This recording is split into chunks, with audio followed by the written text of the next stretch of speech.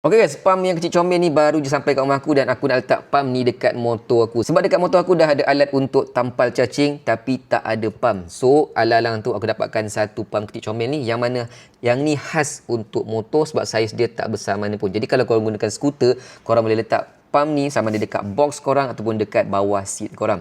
Dia ada bagi beg sekali tau. So, masuk dalam beg dan korang boleh bawa. Okey, pam dia macam ni tau. Korang boleh buka dia punya hose ni dan korang boleh masukkan dekat tiub motor korang dan korang terus pump. Tekan je button on ni, dia akan keluar display macam ni. Dan korang boleh pilih mode, sama ada mode untuk pump kereta boleh, tapi kereta tak disarankan sangat lah sebab dia kecil je.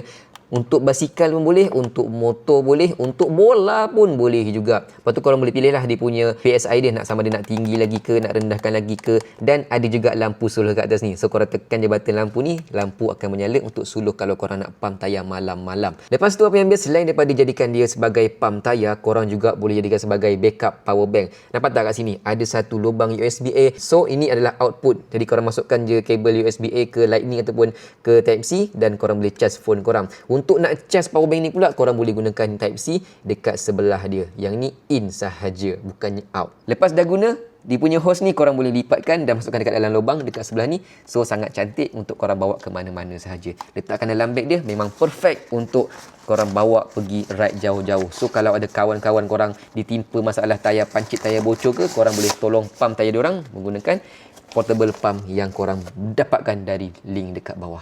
Mantap.